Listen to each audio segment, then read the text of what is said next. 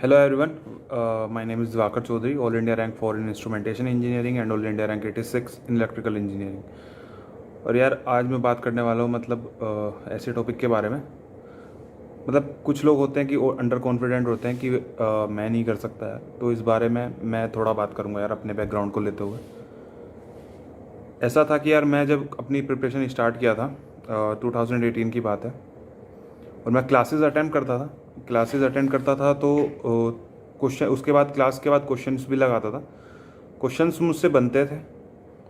सबसे पहले मैंने मैथ्स किया था, और मैथ्स के सारे क्वेश्चन मुझे मेरे से बन गए थे। जो भी वर्कबुक के क्वेश्चन थे या प्रीवियस ईयर क्वेश्चन के, वो सारे बन गए थे।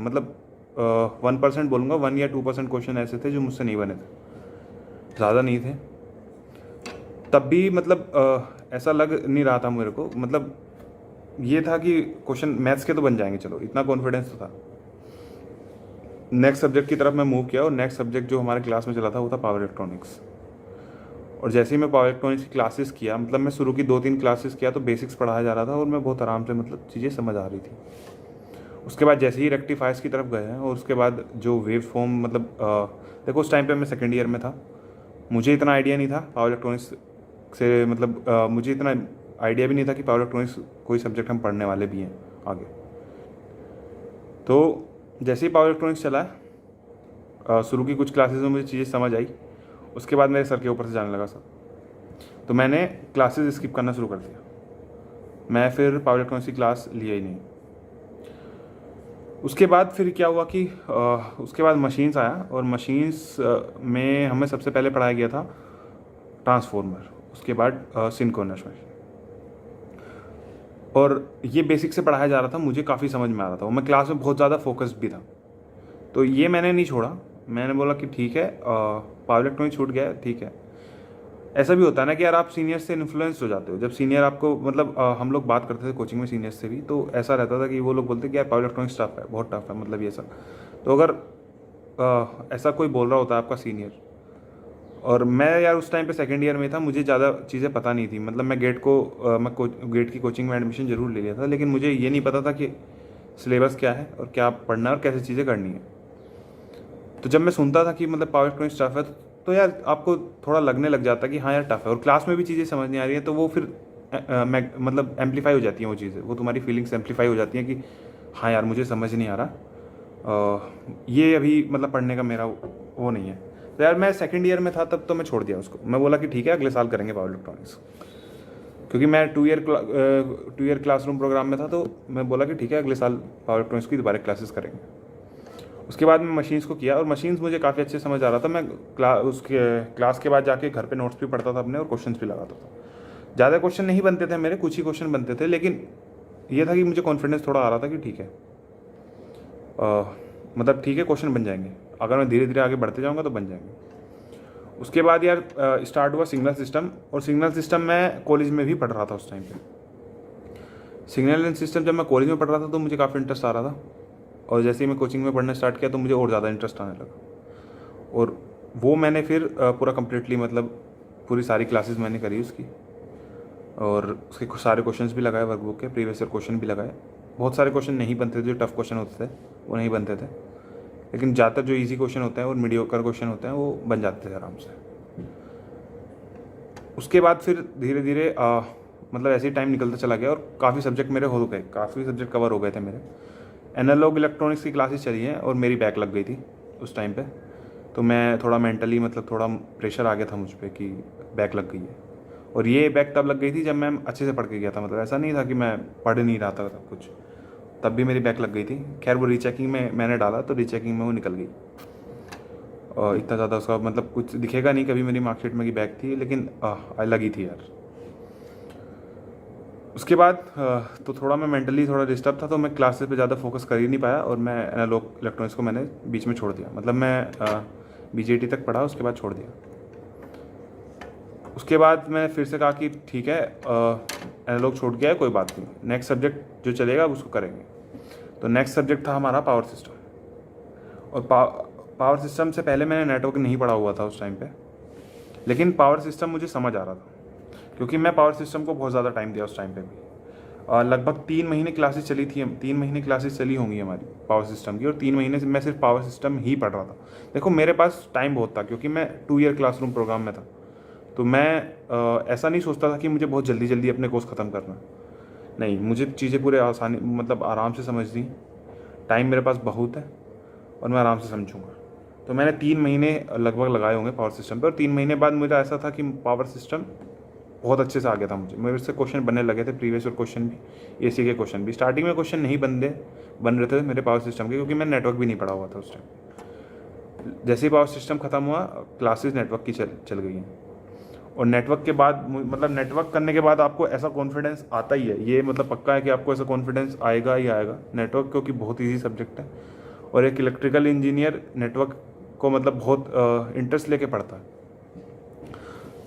तो नेटवर्क जब मैंने ख़त्म किया तो मुझे इतना इंटरेस्ट आ चुका था कि अब मैं बाकी सब्जेक्ट को कवर करने की कोशिश कर रहा था।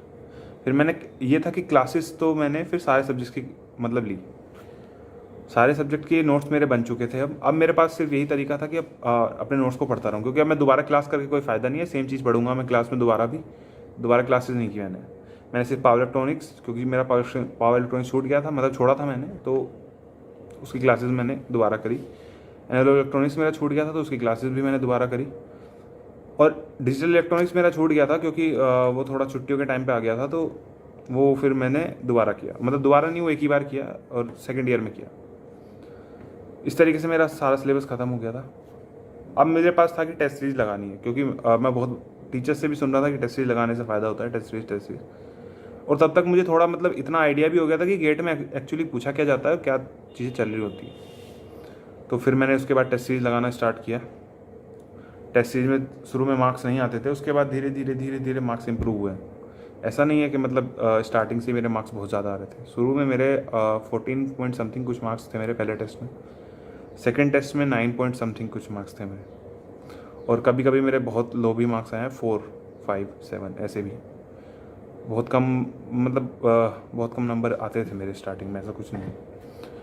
तो यार उसके बाद धीरे धीरे मेरे मार्क्स इंप्रूव हुए, और वो मैं स्टोरी बता चुका हूँ कि मतलब कैसे एक बार मेरे अच्छे मार्क्स आने स्टार्ट हो गए थे, लेकिन फिर प्लेसमेंट हो गया तो छोड़ दिया मैंने। ठीक है, वो सब कहानी मैं बता चुका हूँ, मैं ये सब दोबारा नहीं बताने वाला। तो मैं ये बोल रहा हूँ कि देखो यार, अगर मैं कर सकता हूँ तो तुम लोग भी कर सकते हो यार। इसमें मतलब कोई ऐसा कुछ हार्ड एंड फास्ट रूल नहीं है कि मतलब कुछ अलग चीज़ नहीं है, रॉकेट साइंस नहीं है। गेट एग्ज़ाम देखो यार, इंजीनियरिंग का मुझे ऐसा लगता है कि बहुत सबसे इजी एग्ज़ाम जो है वो गेट ही है। उसकी वजह ये है कि मतलब गेट के लिए मतलब एक स्पेसिफिक पाथ है कि तुम्हें ये चीज़ें करनी है, और तुम्हारा श्योरिटी है कि तुम्हारा सिलेक्शन हो जाएगा। तुम्हें ये चीज़ें करनी पड़ेंगी बस। तुम्हें नोट्स बनाने हैं, नोट्स प्रॉपर बनाने हैं अपने ठीक ठाक, जो तुम दोबारा पढ़ो तो तुम्हारा मन लगे पढ़ने में उनको। टेस्ट सीरीज लगानी है, अपनी मिस्टेक्स को रेक्टिफाई करना है, फिर से टेस्ट लगाना है, फिर यही सब चलता रहेगा। तुम्हें रिवाइज करते रहना है, बस यही तरीके होते हैं और कुछ नहीं है, और कुछ अलग नहीं करना तुम्हें। बस ये डेली करना है, कंसिस्टेंटली तुम्हें पढ़ना है 5 से 6 घंटे। 10-12 घंटे पढ़ने को बिल्कुल नहीं बोलूँगा, क्योंकि मैं भी जब दोबारा स्टार्ट किया तो 10-12 घंटे मैं पढ़ा था 2 महीने के लिए, क्योंकि उस टाइम पे मतलब मैं थोड़ा क्योंकि जॉब मेरी गई थी, तो मुझे ऐसा लग रहा था कि अब मेरे पास कुछ है नहीं करने को, तो मैं अपना पूरा टाइम दूंगा। देखो यार, 10-12 घंटे में पढ़ रहा था। कुछ टाइम के बाद ऐसा होने लगता है कि अगर आप 10-12 घंटे पढ़ रहे होते हैं तो आपका माइंड थोड़ा सेचुरेट होने लगता है। वही मेरे साथ हो रहा था कि माइंड मेरा सेचुरेट होने लगा था, और मेरी प्रोडक्टिविटी कम होने लगी थी। उसके बाद मैंने क्या किया कि थोड़ा अपना कम कर दिया। मतलब 10-12 घंटे पढ़ता था, तो उसके बाद में सिर्फ 5 से 6 घंटे पढ़ता था। उसके बाद सिर्फ 5-6 घंटे, लेकिन कंसिस्टेंटली पढ़ता था। ऐसा नहीं है कि मतलब आज मैं 5-6 घंटे पढ़ा हूँ, कल नहीं पढ़ा हूँ और परसों भी नहीं पढ़ रहा हूँ, ऐसा नहीं है। हाँ, कई बार ऐसे दिन ज़रूर आए हैं जब मैंने बोला कि आज ये रेस्ट डे है मेरा, आज मैं रेस्ट करूँगा, मूवीज़ देखूँगा या कुछ भी ऐसा करूँगा कि मतलब मेरा थोड़ा मूड थोड़ा सही हो जाए, कि ऐसा ना लगे कि मैं सिर्फ पढ़ रहा हूँ और कुछ नहीं कर रहा हूँ। तो उसके लिए मैं एक रेस्ट डे रखता था अपने लिए। अब वो 15 डेज़ में, कभी कभी मैं 15 डेज़ में रखता था, कभी 7 डेज़ में, कभी मंथली भी रखता था। मतलब ऐसा नहीं है कि इस फिक्स था कि मतलब 10 दिन बाद लेना ही है, ऐसा नहीं। जब मुझे ऐसा लगने लगता था कि यार अभी मेरा माइंड थोड़ा सेचुरेट हो रहा है, पढ़ने का मेरा मन नहीं कर रहा है, तो मैं ब्रेक ले लेता था 1 दिन का। ठीक है, और ये उस एक दिन को मैं बहुत अच्छे से यूटिलाइज़ करता था। ये नहीं था कि मतलब ब्रेक लिया है तो मैं सिर्फ मोबाइल चला रहा हूँ, नहीं, उसको फिर अच्छे से यूटिलाइज़ करना है। अगर तुम ब्रेक ले रहे हो तो उस ब्रेक को तुम्हें अपने अपने माइंड को फिर रिफ़्रेश करना है फिर अच्छे से, कि आप नेक्स्ट डे के लिए तैयार रहो। ठीक है, तो मैं ये बोल रहा हूँ कि यार अगर तुम बोल रहे हो कि मैं नहीं कर सकता, तो यार तुम बहुत गलत सोच रहे हो। देखो, मेहनत का कोई अल्टरनेटिव है ही नहीं है, मेहनत तो सबको करनी पड़ेगी। तुम कितनी करने के लिए तैयार हो ये तुम्हें पता है कि तुम कितना करना चाहते हो और तुम कितना कर सकते हो, ये तुम्हें पता है। तुम बस अपना बेस्ट देने की कोशिश करो यार, ठीक है।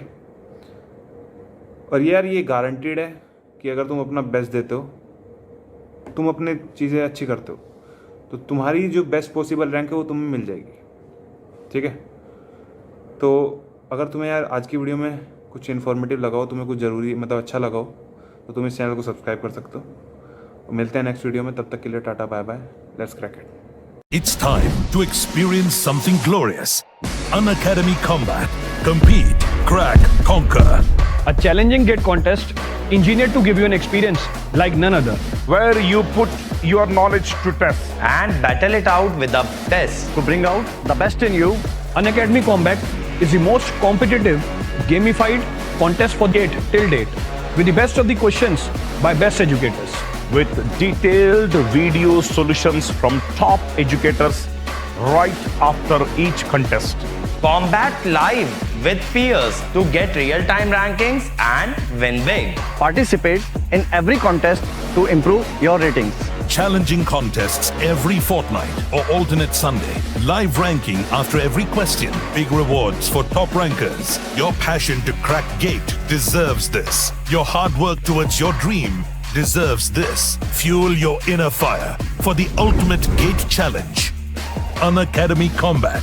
Register now.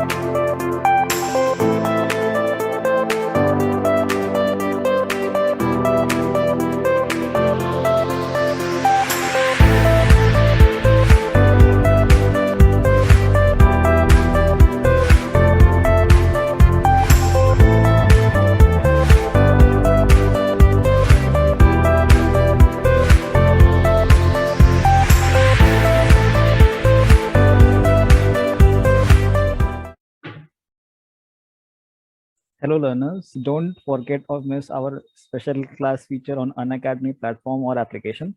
Special class features are interactive live classes, polls for the learners, raise a hand feature, never miss a class, lecture notes, and you can go through lectures from anytime and from anywhere.